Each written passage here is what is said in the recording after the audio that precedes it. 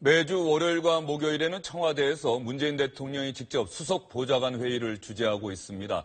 오늘 수석 보좌관 회의 평소 같으면은 커피로 시작을 했을 텐데요. 오늘 수석 보좌관 회의는 평소와는 좀 다른 분위기에서 시작됐다고 합니다.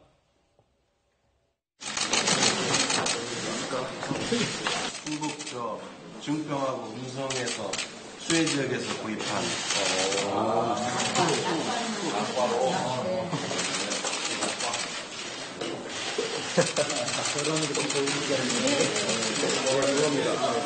그러면 약간 복귀 운동 능력하면 되는 거예요? 아무래도 이제 국민들께 수해 지역에 대한 좀 관심도 가져주시고 같이 마음을 모아서 좀 복구하는 데 힘써주시라는 마음을 담았습니다. 이번에 아주 저희가 지냈던 중등대 전주 예산 그리고 또 이 세 군데를 특별 재난 지역으로 지정하는 그런 제가를 했습니다. 해당 지역의 재난 복구에 도움이 되기를 바라고요. 근데 이번에 특별 재난 지역을 지정하면서 보니까 그 인근의 보온이라든지 전평, 진천 이런 곳에는 금명동 단위에서는 오히려 못지않게 또는 더 심한 피해를 입은 지역도 있는데 이번 차제의 특별재난지역 제도에 대해서 한번 조금 재검토할 필요가 있지 않을까 생각합니다. 그래서 이제 그거를 그 수해 주민들에게 혜택이 갈 수 있도록 그 해당 지자체하고 의논을 해서 이제 처리를 할 계획이고요. 공동주택을 기준으로 한 그 기준도 새롭게 좀 만들어야 될 그런 필요가 있을 것 같습니다. 정무수석하고 대변인 충청이시고요. 오셔서 다들 열심히 일 많이 하고 계셔서 저희가 특별히 관심을 갖도록 하겠습니다. 비바람에 떨어진 복숭아, 침수된 수박으로 화채를 만들었고 그 화채를 먹으면서 오늘 수석 보좌관 회의가 시작됐습니다. 이상일 전 국회의원, 박창환 장한대 교수, SBS의 윤춘호 선임기자 이렇게 세 분 나오셨습니다. 어서 오십시오. 안녕하십니까. 오늘 저 화채 아이디어는 누가 낸 겁니까? 누구 아이디어인지는 정확히 모르겠어요. 누구 아이디어인지는 모르겠지만 사소한 거지만은 저런 것 하나하나에 사실은 청와대의 메시지가 담겨져 있고 그런 점에서는 작지만은 국민들의 아픈 부분을 저런 하나로 이렇게 다독여주는 그다음에 최고 권력자가 그 수재민들의 아픔을 잘 알고 있다는 것을 보여준다는 점에서 누구 아이디어인지는 모르지만 칭찬받을 만한 그런 아이디어 같습니다. 그 칭찬받을 사람이 대통령 부인인 김정숙 여사라고 합니다. 김정숙 여사가 얼마 전에 그 수해 현장에 직접 가서 복구 지원 활동을 하고 왔는데 갔다 와서 이 아이디어를 냈다고 하는데. 탁현민 장관이 아니고요? 예, 김정숙 여사가 냈다고 합니다. 김정숙 여사가 복숭아는 떨어진 복숭아 그리고 블루베리하고 수박은 침수된 수박과 블루베리로 화채를 만들어서 이걸 먹으면서 특별재난지역 선포와 관련된 이야기를 해보자라고 얘기를 했는데 특별재난지역은 세 곳이 지정이 된 거죠? 그렇습니다. 청주하고요. 그다음에 교산하고 천안 이 세 군데가 됐는데요. 사실은 이제 피해를 본 데가 더 많이 있어요. 아까 대통령 싱크 중에서 나왔습니다만은 교산이랄지 증평이랄지 진천이랄지 이런 데도 이제 피해가 많은데 간단히 하나 좀 설명을 드리면 우리나라는 특별재난구역을 정부가 임의로 설정하는 게 아니에요. 미리 각 재난이 벌어졌을 때 그 재난에 따른 피해 액수가 나올 거 아닙니까? 피해 액수가 각 기초단체별로 정해져 있습니다. 사전에. 예를 들면 청주 같은 경우는 90억 이상의 피해가 나야 특별재난구역으로 신청할 수 있게 돼 있어요. 이미 기준이 설정돼 있다는 거죠. 그렇습니다. 예. 그리고 그 기준이 이제 기초자치단체, 그러니까 시, 군, 구로 돼 있는 거죠. 그렇기 때문에 이제 면, 읍 이렇게 돼 있으면은 면 단위나 읍 단위에서 아무리 피해가 커도 특별재난구역으로 신청하기가 어렵게 돼 있다는 그런 뜻입니다. 예. 사실 우리나라 지금 비가 내리는 그 현상이 거의 동남아나 이런 데처럼 이제 아주 국지적으로 이렇게 집중적으로 쏟아질 때가 있어서 지금 읍면동 같은 데만 피해를 크게 입을 수도 있는데 특별재난지역 선포 기준 자체가 저렇게 돼 있다고 한다면 좀 재검토해야 되는 것 아닌가, 대통령 지시처럼? 네, 그렇습니다. 우리 윤 기자님 제대로 설명을 해주셨는데 지금 사실 이거 국회에서도 논의가 좀 활발하게 이루어져야 되고 대통령께서도 문제 제기를 했는데 지금 증평군의 예를 들자면 2개 읍면에 집중호우가 내렸습니다. 예. 다른 지역은 좀 괜찮고 그래서 이 2개 읍면에 엄청난 피해를 봤는데 증평군 전체의 기준에는 미달하는 이런 상황이 되기 때문에 특별재난지역으로 선포를 받지 못했고 그로 인해서 중앙정부의 여러 가지 지원을 받기 어렵게 됐는데 물론 이번의 경우는 행자부가 지금 행정안전부로 됐죠. 예. 특별교부금을 지원을 이렇게 하고 있는데 앞으로 이 기준을 좀 맞춤형으로 해야 되겠다. 이렇게 해서 읍면동 단위에서도 큰 피해를 봤을 때는 특별재난지역으로 선포될 수 있도록 해서 중앙정부의 지원을 받도록 하자는 그런 취지의 오늘 논의가 있었던 걸로 알고 있습니다. 지적할 만한 사안을 지적한 네, 거고, 그렇습니다. 대통령이. 네.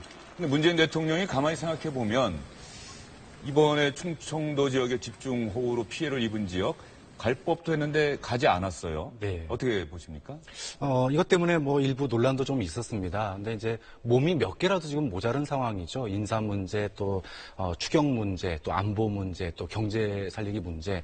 지금 이제 정권 5년을 이제 준비하는 인수위격인 100대 국정과제가 나왔기 때문에 이런 것들을 현실화시키기 위한 준비를 해야 되는 시기였습니다. 그래서 뭐 이거에 대해서 뭐 비난 여론이 일거나 그러지는 않은 것 같아요. 김학철 도의원이 네. 레밍 발언했던 김학철 도의원이 자신의 페이스북 글에 대통령 겨냥해서 수해 지역에 가지 않았다 이 점을 또 지적하기도 했어요. 본인이 이제 수해 지역을 무시하고 외유를 나갔다가 이제 사퇴하라 이런 압력을 받으니까 대통령도 국회의원도 안 갔는데 왜 나만 사퇴하라 그러냐 이런 논조였는데 예. 이게 오히려 역풍을 일으켰습니다.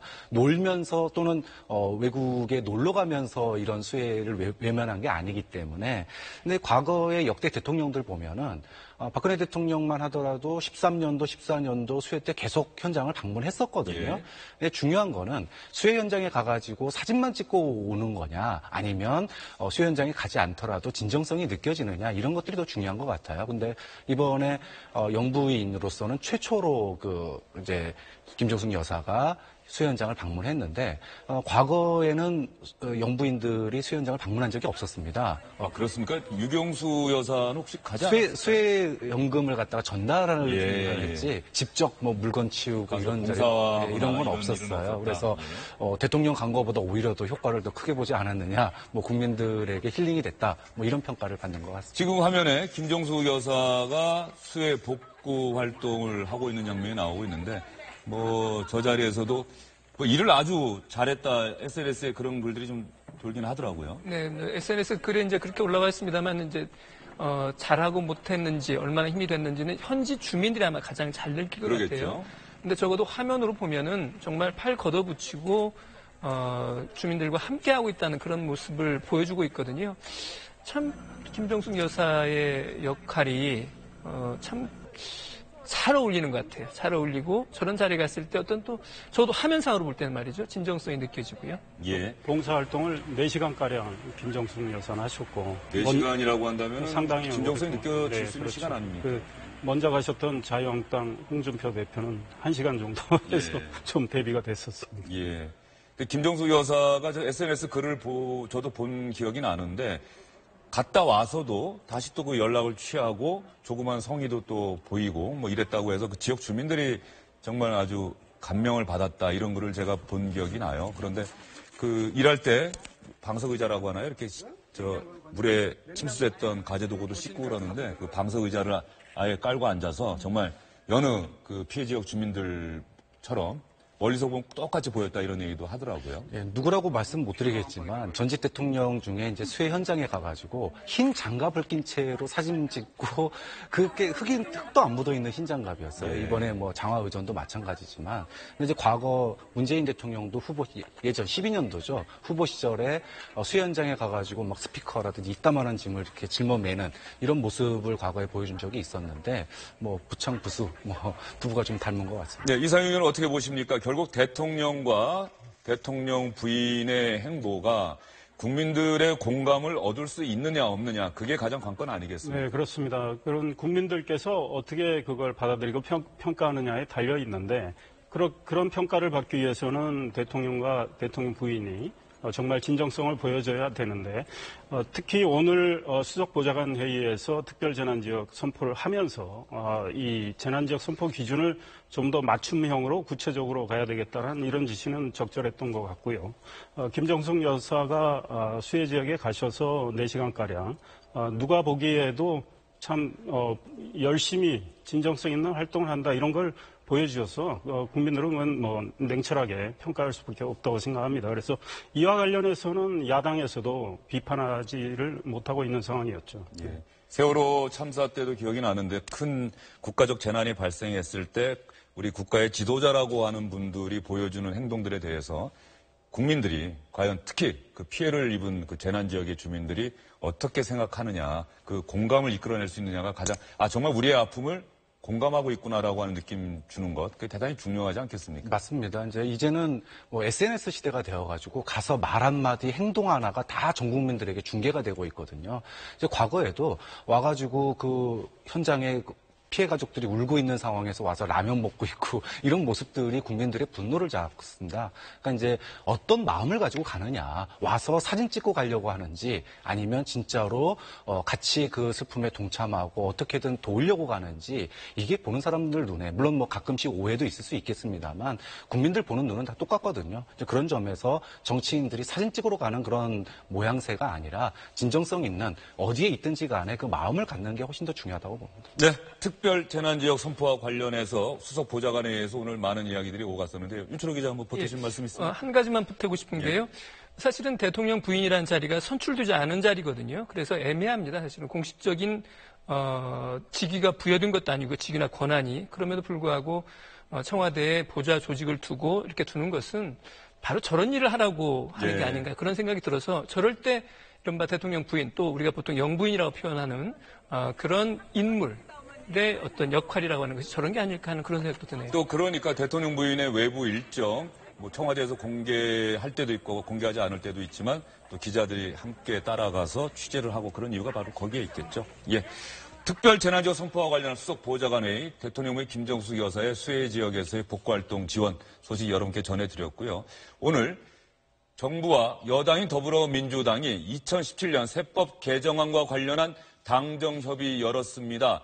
구체적인 세법 개정의 방향 논의했고 내부적으로는 사실상 확정이 된 것 같습니다. 다만 최종적으로 발표되는 것은 다음 달 2일이고요. 발표는 정부가 하게 됩니다. 그때까지 구체적인 내용을 여러분께 말씀드리지 못한다는 점 미리 양해의 말씀드리겠습니다. 오늘 당정협의 어떤 모습이었는지 저희가 영상으로 대신 준비했습니다.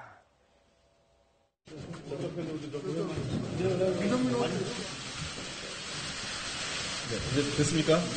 네. 당과 정부가 이렇게 서로 논의하는 과정을 통해서 우리 국민들에게 정말 나라다운 나라를 제대로 만들어 가는 그런 과정이라고 생각하고 얼마 전에 새 정부의 경제정책 방향을 저희들이 발표를 했습니다. 사람 중심의 지속 가능 성장 경제라고 하는 것을 저희가 내세웠고요.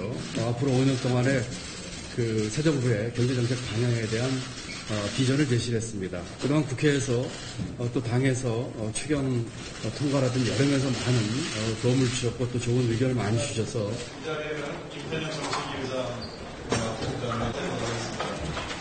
정부는 평소 당에서 주장해온 바와 같이 양질의 일자리를 창출하고 서민 중산층, 영세 자영업자와의 세부담을 완화하는 방안을 마련하였으며 당에서도 공감하였습니다.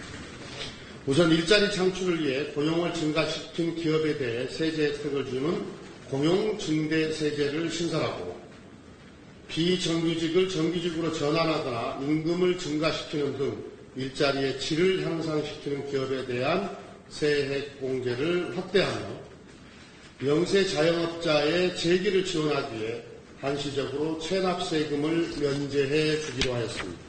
8월 2일 발표할 이번 정부의 세법 개정안은 우리 당의 지난해 세법 개정안과 대선 공약을 충실히 반영하여 이행한다는 데서 큰 의미가 있습니다. 대선 공약을 충실히 반영했다. 그래서 이행을 한다. 여기에 의미가 있다고 얘기를 했는데 오늘 뭐 구체적인 내용까지 기자들에게 브리핑되진 않았죠? 그렇습니다. 실제로 또 오늘 회의에서 모든 게 결정된 것 같지도 않아요. 지금 8월 2일 다음 주 수요일인 것 같은데요. 그때 이제 최종안을 발표하겠다는 것을 보면 오늘 회의를 시작으로 해서 보다 좀 세밀한 그런 논의가 당정 간에 그다음에 청와대까지 포함해서요. 논의가 있을 것으로 보이고요. 다만 큰 그림은 정해져 있는 것 같아요. 일단 5억 이상 아주 돈이 많은 사람들에 대한 과세 기준을 좀 더 강화하는 것도 확실한 것 같아요. 사실 이번에 시청자분들이 깜짝 놀라지 않으셨을까 싶어요. 어떤 분들은 적다고 그러는데 1년에 5억 원 이상 버는 사람이 대한민국에 4만 명이 넘는다라고 하는 건 4만 6천 명? 대단한 숫자 아닙니까? 그러니까 지금 근로소득으로만 따지면 7천 명 정도밖에 안 됩니다. 근로소득으로 따지면. 네, 그러니까 다른 소득, 자본소득까지 다 임대소득 뭐 이런 거다. 네, 그렇습니다. 그래서 4만여 명이고 지금 과표 기준 5억 원 이상의 소득세를 현행 40%인데 42%로 올리겠다는 거죠. 그렇게 해서 세수 중대 효과는 지금 5천억이 좀 넘는 정도밖에 안 된다는 거고, 지금 초대기업에 대해서 소위 과표로 해서 2천억 이상 초대기업에 대해서는 법인세를 현행 22%에서 25%, 3%포인트 올린다는 건데, 그렇게 해서 얻어지는 세수는 지금 3조가 안 된다는 거죠. 그래서 지금 문재인 정부가 100대 과제를 발표하면서 178조가 필요하다고 이야기를 했는데, 많은 분들이 그거보다 더 들 거다 이런 이야기를 하고 있지 않습니까? 그런데 지금 이 증세로 인해서 얻어지는 세액의 증가는 뭐 3억 5천억, 3조 5천억 안팎. 그러면은 지금 어떻게 100대 과제를 다 이행할 수 있겠느냐 이 문제가 나오고, 그래서 8월 2일 주목이 되는 건 근로소득세에서 3억에서 5억 사이에 있는 분들, 역시 고소득자죠. 여기에 이분들도 현행 38%를 40%로 올리자고 지금 당에서는 제안을 했는데, 예. 정부는 조금 신중한 것 같아요. 그다음에 박영선 의원 같은 경우는 법인세의 경우에 과표 500억 이상 을 누리는 그 기업에 대해서도 지금 법인세를 좀 올리자고 하는데, 이 문제에 대해서도 합의 보지는 않은 것 같습니다. 그래서 8월 2일 발표를 기다려야 할 것 같습니다. 네, 윤신호 기자, 오늘 뭐 취재된 내용 혹시 있으면 좀 더 말씀해 주시죠. 내용을 이상일 의원님 다 말씀하셨나요? 네, 어느 정도 지금 예. 당정 간에 논의된 것은 방금 전에 이상일 전 의원님께서 말씀해 주신 내용이 정리가 된 것 같고요. 다만 이런 부분도 있는 것 같습니다. 단순히 지금 알려진 부분 외에도 이를테면 상속증여세 부분이랄지 뭐 이런 부분들에 대한 어떤 논의도 충분히 있을 것 같아요. 그런 부분들에 대해서는 아직 많은 보도는 없지만 8월 2일 그 발표에 포함될 가능성이 있다고 보여집니다. 예, 8월 2일 기재부의 발표 봐야 되고요. 박 교수님께는 그 질문 드려볼게요. 지금 이상일 전 의원이 아까 말씀하신 부분에 대해서 반론도 다른 생각도 있으실 것 같고, 또 하나는 어제 유인태 의원이 이 자리에 나와서 그 얘기하셨거든요. 문재인 대통령이 공약을 이행해야 된다라고 하는 것이 너무 강박처럼 느끼면 안 될 것이다. 증세 문제가 자칫 그런 방향으로 가면 안 되겠다. 이런 의견을 개진해 주셨는데 어떻게 생각하십니까? 뭐 큰 틀에서 맞는 얘기라고 봅니다. 문재인 대통령이 후보 시절에도요.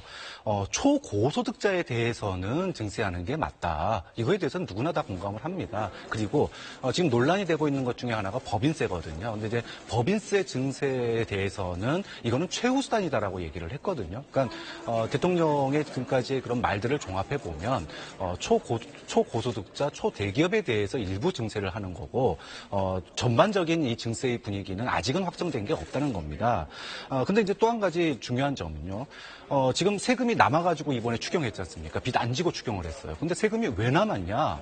작년에 노동자들의 임금이 4% 올랐는데 세금은 15% 올랐습니다. 예. 즉, 유리지갑 샐러리맨들에게 세금을 왕창 걷었기 때문에 지금 남은 거거든요. 그런데 이게 그 증세를 하더라도 형평성의 문제가 있는 거예요. 즉, 유리지갑 그런 투명한 봉급생활자들한테는 15%씩 세금 더 걷어가고 소위 초고소득자들의 세율은 높이지 않는다. 이렇게 되면 아까 실질적으로 초고소득자들 세금 걷어봤자 이게 복지에 쓸 돈이 얼마나 되겠느냐라고 말씀하셨는데, 실효성을 얘기하셨는데, 실효성 못지않게 세금의 문제가 중요한 건 형평성입니다. 즉 형평성 속에서 실효성 부분을 앞으로 우리가 높이기 위해서 국민 전반적인 공감대가 형성돼야 되는 거거든요. 좀 그런 측면에서 이번 정부의 기조, 초고소득자, 초대기업에 대한 일부 증세는 뭐 필연적으로 불가피한 상황이다. 그 이후에 그래도 모자라는 돈에 대해서 어떻게 할 건지에 대한 고민들을 같이 논의하는 게 필요하다고 봅니다. 네,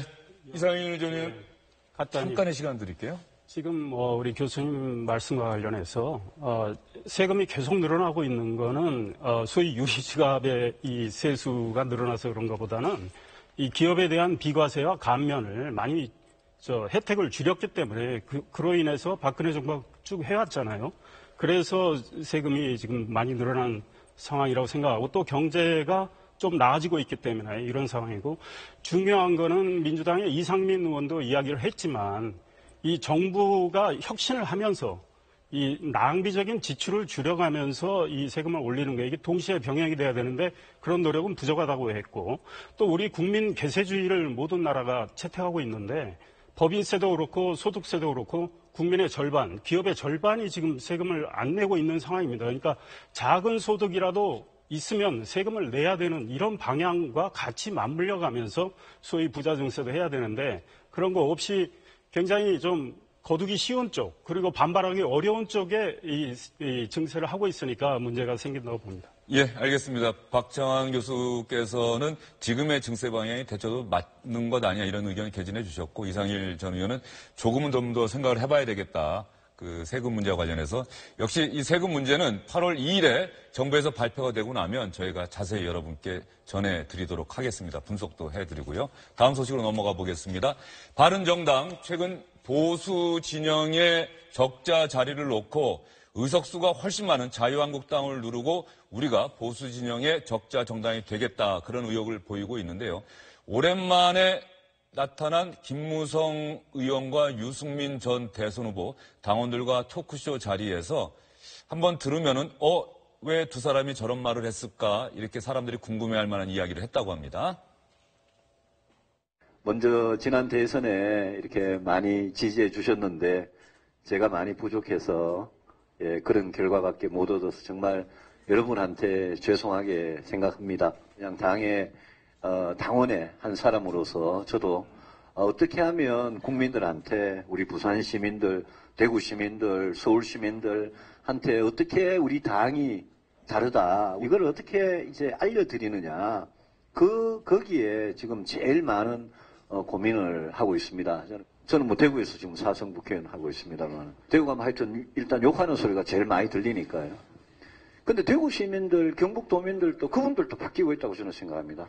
우리 뭐 부부간에 무슨 싸움 하다가도 풀리고 완전히 풀리려면 시간도 좀 필요한 그런 거 아니겠습니까? 지금 문재인 대통령 뭐 여론조사 숫자 보면 인기 굉장히 좋고 한데 제가 같은 후보로 경쟁했던 사람으로서 그동안 입을 많이 다물고 살았습니다만 언젠가 제가 하나 모아놨다가 입을 열라고 생각을 하는데 정말 위태위태한 거 많지 않습니까?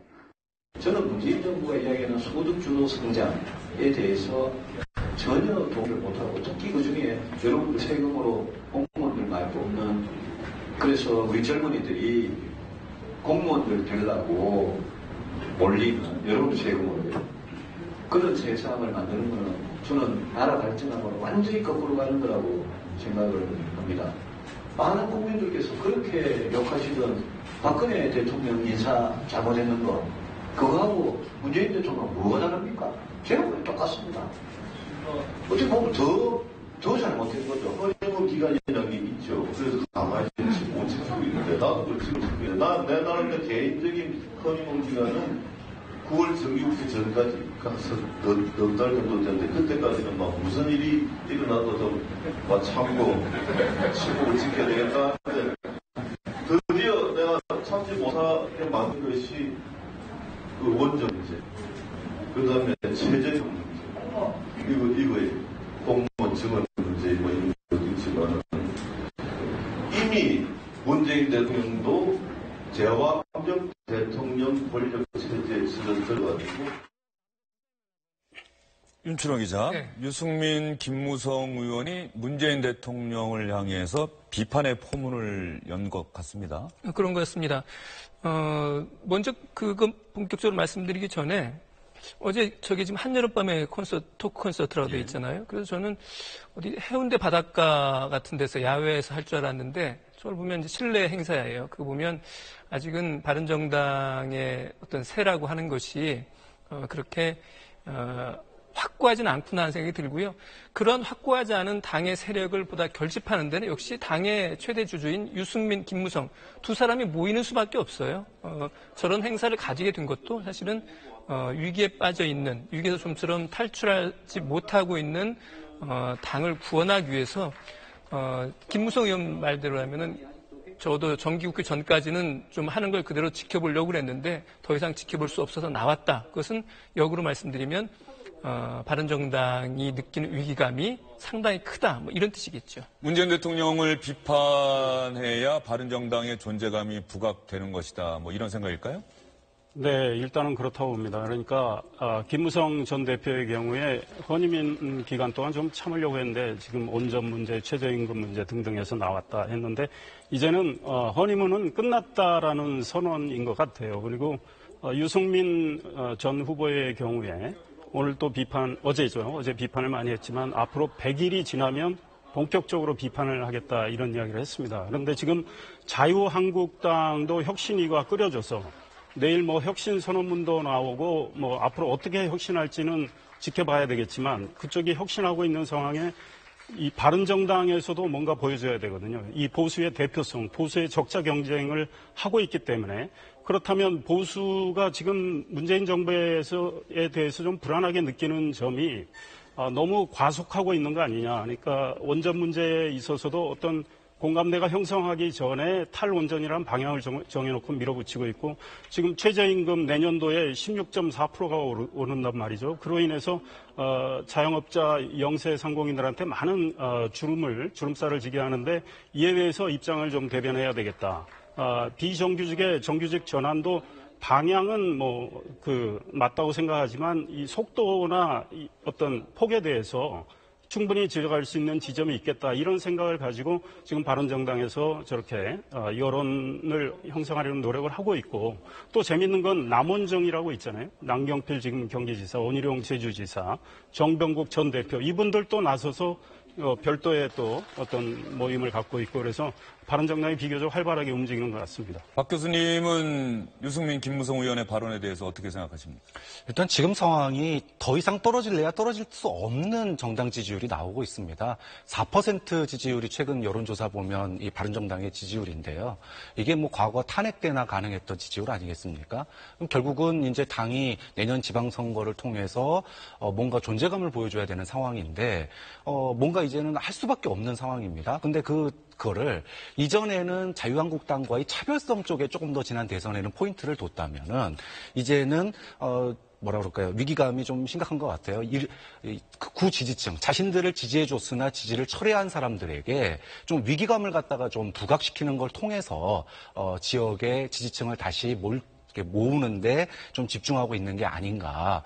그래서 뭐 자유한국당과의 차별성은 일단 두 번째 치고 죽느냐 사느냐의 문제로서 당의 실질적인 오너인 두 사람이 본격적으로 이제 나서기 시작을 한 거고 이게 또 한 가지는 지금 이제 지방선거에 판을 만들어 가야 되는 거죠. 그리고 개헌이라고 하는 것도 있습니다. 그러니까 지금 이제 제왕적 대통령제를 김무성 전 대표가 얘기하는 것도 이런 개헌을 통해서 뭔가 탈출구가 보이지 않으니까 방향을 좀 선회해서라 도 바른정당이 내년 지방선거에서 뭔가 만들기 위한 시동을 지금부터 걸고 있는 거다. 두 사람이 나서지 않으면 이제 안 되겠다는 마음이 드는 거죠. 네, 바른정당이 이렇게 활발하게 움직이고 있고요. 자유한국당은 혁신위원회 활동이 본격화됐습니다.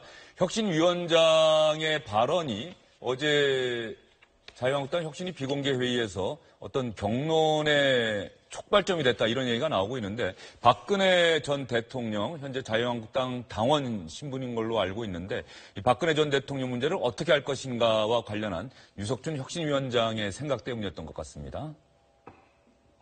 박근혜 대통령이 정치적으로 실패했다라는 것에 동의합니다. 그렇지만 그 실패 과정에 박근혜 대통령의 잘못만 있느냐?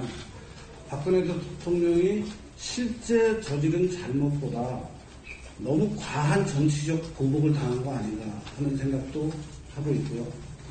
또 그런 과정에 지금 자유한국당, 얼마 전에 새누리당은 잘했느냐 하는 문제를 따져보면 당에서 일방적으로 박근혜 대통령, 지금 감옥에 계신 박근혜 대통령을 출당 조치하는 건 시체에 칼질하는 거라고 생각합니다. 그렇게 할 수는 없다고 생각합니다.